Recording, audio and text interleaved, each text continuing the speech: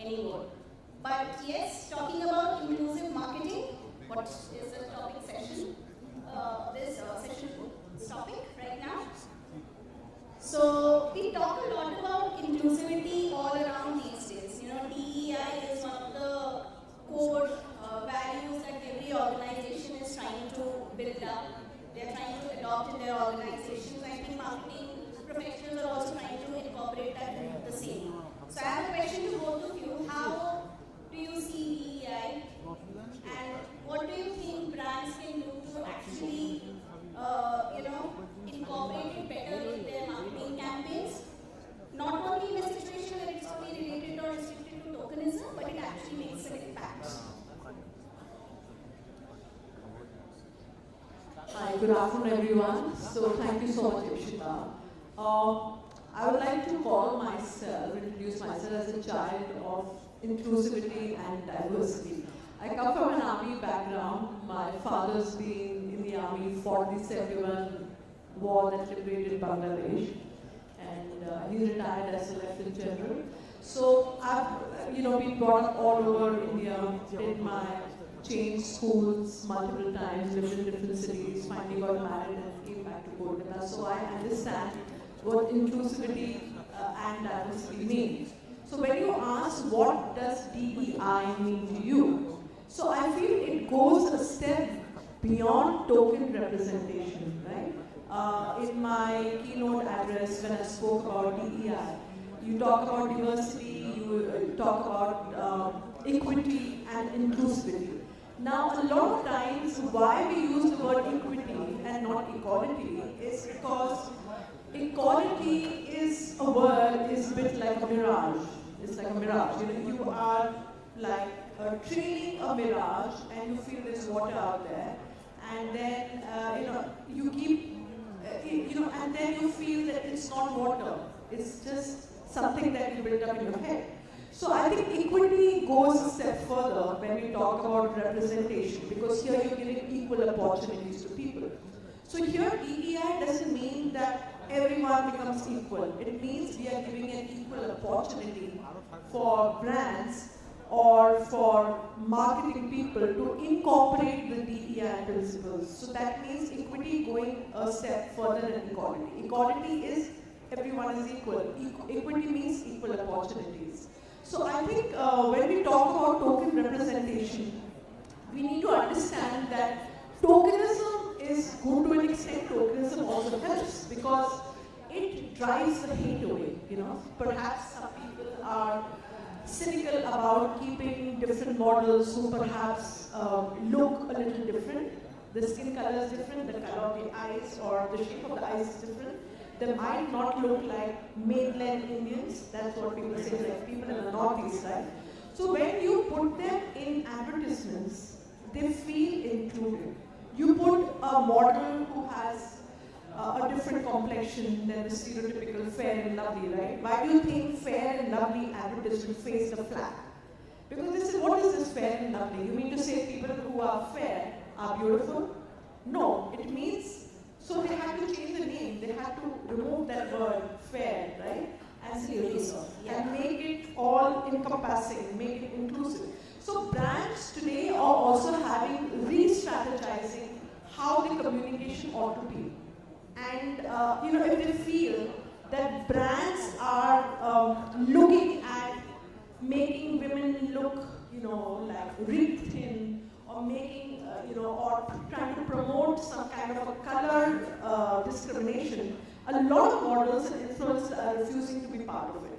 And DI should incorporate that to see all kinds of faces, all kinds of people on the platform. And this also includes, differently abled people, more representation there, more representation from the, diverse sexual groups. So that is what DEI means to me. Thank you so much, Saira. Same question goes out to you. Is this the same? And as an extension, I would like to add one more thing. Like Saira rightly mentioned that the fair and lovely concept. So now the brand has changed the name, but every time I go out, I still say, telling people, every time they go to the store, they'll be still saying, I need a fair and lovely. And they even created a product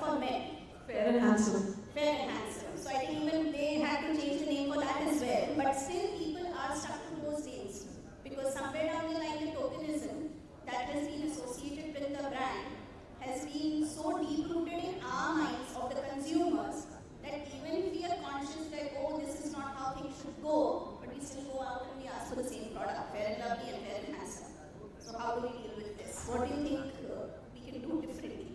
So I'm going to come. Hi, firstly, good afternoon. I know everybody's hungry and therefore please don't clap for me because I can hear my stomach clapping at the moment. So let's leave it at that. Thank you so much. I think my next career may be stand up at conferences that are hugely delayed. But on that note, I just want to say thank you to Adgully and CMOs Charcha. Putting together any event requires a team effort, and my salutations to the entire team. I'm here with mine. I'm going to come to the fair and lovely and fair and handsome a bit later, but you know, I essentially had a 2.5-decade long career in print journalism. And honestly speaking, as national editors, I became an editor at the age of 24 with a brand like Bombay Times, which was all about actors and actresses. The only other celebrities that we ever thought of were cricketers, not even other sportsmen. It was essentially cricketers, maybe a one-off Leander Pace, and proud to say he's our Kolkata's, cherished athlete from our city. And then moved on to politicians who were even harder to access, right? The world has really moved on from there. I think one of the reasons why I actually quit journalism after 21 years was because I felt as a national lifestyle and features editor, everything was anyway paid media. So we were just doing what the brands asked us to do. So if we had to interview an actor who was the face of, say, a skincare brand, we didn't have the ethical sort of compass anymore as editors to say that no, we don't want to interview her because you're actually promoting a very sort of misguided ideal of fairness or thinness or straight hair or beautiful eyes or the perfect mouth to youngsters, which is dangerous, right? Today when I have a podcast, do you all know that I'm a podcaster? I mean, that deserves a bigger yes. She happens to be one of the first female podcasters from West Bengal, and I think this truly calls for a big round of applause. Thank you so much, and it's so wonderful to be here because Saira was incidentally my first guest on the podcast. So the values of my podcast, I'm going to talk about my brand because this is what I am building as a legacy for the future.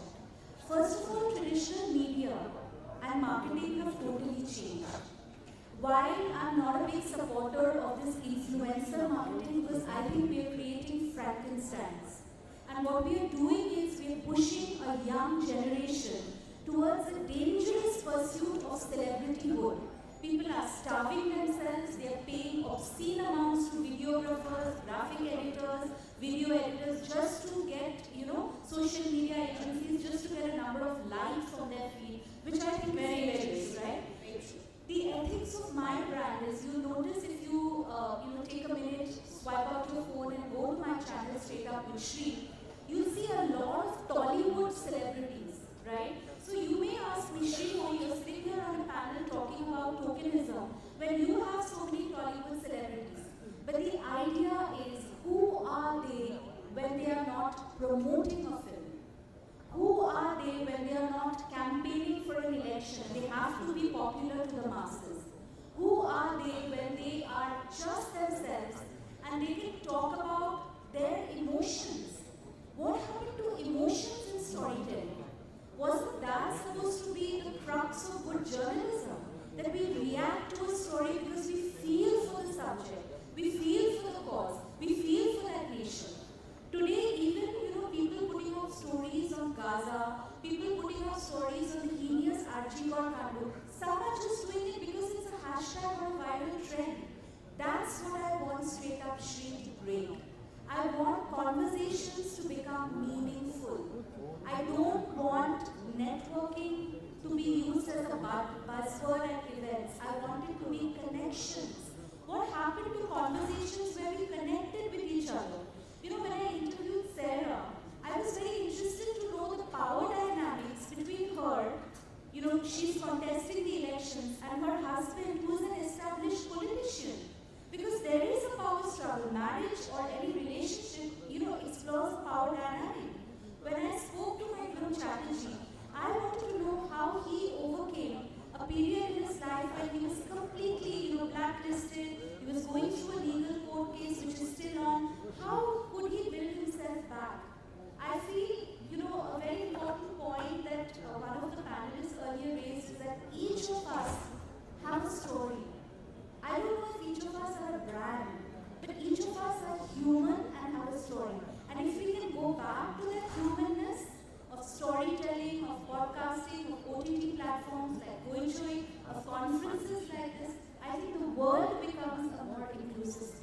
As for fair and lovely, actually I didn't grow up too dark, so I didn't use it. But when I wrote Status Single, my book, which is the foundation of a community that I run with 9,000 urban single women, which has been covered by BBC and LA Times. There were women who were interviewed by me in my book from cities as small as, not small in terms, but like not a tier 1 city like Indore or, Bareilly, Raebareli, who said from the age of 4, my mother was putting fair and lovely on me, saying, "Teri to shadi nahi hogi." So this is what I'm saying, we have to change society, and ads help, and influencers help. But actually what helps is to change it here and to change it here. And marketing should be that bridge across the river. Thank you. Absolutely. Thank you so much, both of you, for the very insightful and interesting answer to the question. So I would like to extend my next question to Saira.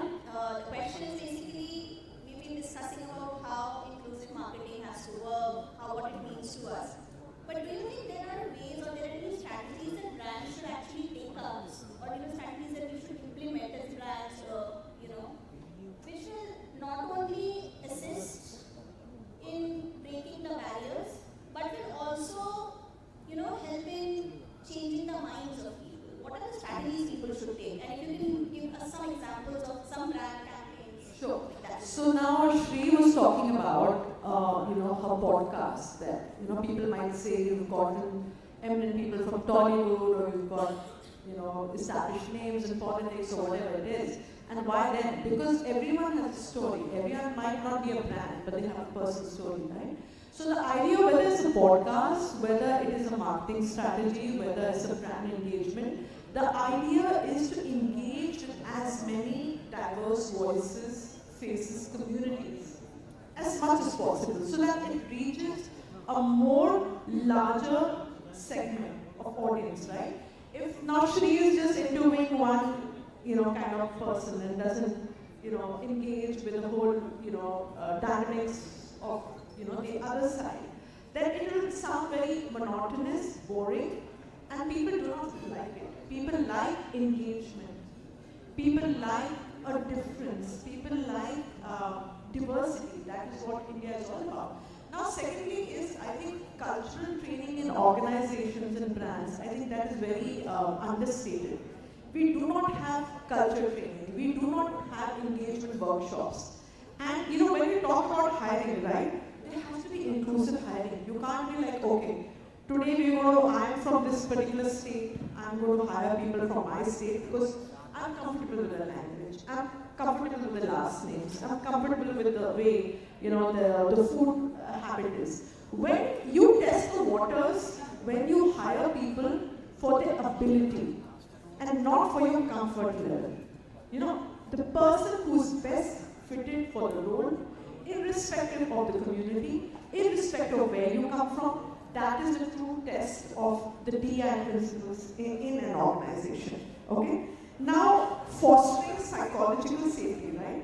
Now, we have to foster an environment where people feel comfortable about expressing their ideas, their concerns, their thoughts, their ideology, if it's not vitriolic or toxic. I think it should be encouraged to have a free flow of exchange of ideas, right? That is what seniors should encourage juniors to do, that please voice yourself out. We are having a disagreement. It's not a fight. It's not about, my way or the highway, because when you make it about the team, right, you're bringing in the we factor.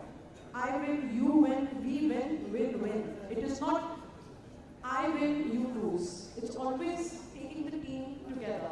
So I think that is important, and organizations, whether it's brands, whether it's marketing strategies who are interested in adopting the DEI principles, training, removing the psychological fears of people not being allowed to express an opinion and idea, and encouraging people to give feedback. Because feedback is not about, being derogatory or trying to pin someone down. Feedback is taken because you want to give someone constructive advice of how one can better themselves. with the thing that you said, like constructive criticism is also required even in the internal spheres. But since I work in agencies, I run an agency now myself, so the perspective that I work on both sides of the table technically. So I've noticed like a lot of times when you are sitting in a position of authority, a lot of people do not take it very comfortably that a subordinate or somebody coming from a junior position is trying to, cross you or, come up with an idea better than yours. So those are times when I have noticed a lot of conflicts happen which impact the other person's career in a very different way. So somewhere down the line, I think both of you can, any of you can take the answer or maybe both of you can answer this. How do you think, in a situation where organizations who are not very open themselves and they are trying to, incorporate these DEI principles because they are becoming mandatory in many forms. So how do you think these organizations can work around? Because they themselves are not very aware of what they want to do technically. So I'll talk about my team. I don't want to refer to what I do, like having an organization. My team is mostly men, and they are young enough. I'm 47, and I'm unmarried and child-free. They are young enough to be my sons or my children. And honestly speaking, some of them are way smarter than me digitally, because I'm like a digital dinosaur. And I think the biggest thing about organizations, if I compare the way I work or I'm building my team vis-a-vis what I was part of, which was an organization, is an open mind. Because you have to understand that the youth are very, very different today. I think the reason we've seen this influx of influencers is because people really got sick of the bullshit that celebrities were being paid to feed. And they saw through the bullshit. The sad part is the influencers are now doing the same. Because somewhere everybody actually wants that celebrity lifestyle, which means that actor lifestyle. They're going to ask you for a freebie. They're going to say, can I keep the sari? They're going to say, are you paying for my hair and makeup person? They're saying, how many reels of mine are you going to post? So we're falling into the same algorithm of, bullshit, according to you. Now, the real thing that I feel is, I'll tell you, Ipshita, I'll talk 1 second about my community. I wanted to have a conference for single women because India at this point of time has 75 million urban single women. And this includes divorced, separated, widow, trans, LGBTQI+. When I went to corporates, organizations, I was told that a single women's movement threatens the men and the women in their organization. Because they thought that a single women's movement or body or collective like ours is telling women don't get married and is telling people marriage is really shitty. Or it's we discussed this. Yeah, so what I'm trying to say is the tokenism is this, that when you look at DEI, you're still looking at LGBTQI, you're still looking at disability. Apart from that, any other women's issue, you're largely dumping it under women, and therefore I was told that but none of the women in your collective are poor women. You are not from a village, you come from Delhi, I still live in Delhi then. And I said, that's not the point. The point is we are asking for equal rights. So I think the people who are leading DEI actually have just probably done like a little crash course in diversity and inclusion. Diversity and inclusion starts in your house. It's the way you treat your house elves. It's giving your maid a period off and not shouting at her when she bunks work, right? It's me thinking of my team on a Sunday, and I have a very, very important member of my team here, Atojo, who handles my entire social media, so all the great reels. Yeah, he was swaying. He's from the Straight Up Street team. Now, I have made it a rule that Sunday, our trailer for the episode comes out on Sunday. But Atojo's here to refute me. Very rarely have we pushed ourselves into a frenzy on Sunday. Because my thing is Sunday is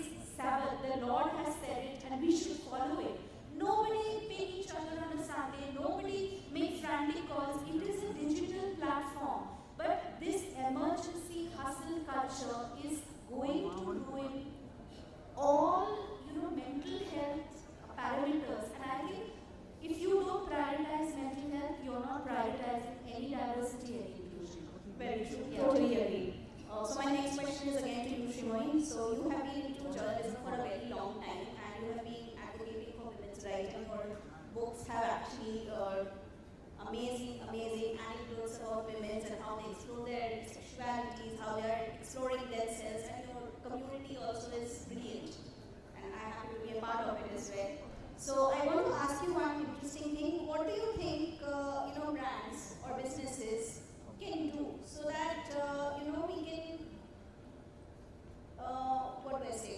The unrepresented voices are actually brought out to the world better instead of just giving up something or like you rightly said like everything is done in the name of women and everything is passed on to people like just like that. So And women don't fall under diversity and inclusion, women fall under CSR. Please note all organizational heads. A lot of people think it's what I have noticed is for a lot of people DEI and CSR are all the same. So it's like converging point and it's all the same. So coming from that part, like you rightly pointed out, so how do you think we can craft narratives? Brands can craft narratives where the unrepresented voices are actually brought out to the world, and it's not just just a section of the society being highlighted, just a particular community. So I think it's a chicken and egg story, right? I mean, there are brand heads here. Let me ask you a direct question. Will you sponsor an event where there is not a single celebrity? Will you sponsor an award show where a Mimi or a Koel or a Dev or a Anupam Roy is not giving out an award? Either you will sponsor something for the underprivileged because that looks good on your CSR tally sheet. You want to show that off to other people. Look, we sponsor an event where we, gave cycles to 15 underprivileged girls from some village in Papua. Will you actually put your band on your buck and say that we want to learn more about communities where there are issues that people are facing? It could be disability, it could be single women, it could be, women who, it could be caregivers. I've been saying this for the longest time that we need a community of caregivers. If you see there's a rise of Tribeca and Oshia and all of this, but we need a community of caregivers. I, used to look after my mom last year, and I literally went through a nervous breakdown when, because she had stage 5 kidney failure. And then she passed away in August, and there was no support group apart from my community. The currency of the future, and corporate India must take reconnaissance of this, is creating community. Community is the new currency. That's our flex. So find your community. If you're a skincare brand, don't just get a really dark person because that's tokenism. We know you should do that. If you're a lingerie brand, don't just get a woman with a big bust size because that's normal. We know what you do. Create communities. Talk to women who don't even have the permission to buy their own lingerie. There are girls in my sister's class who come from a certain community. Is that me going above time? What is that terrible noise? Okay. So I think it's a fire alarm or something. But the point is that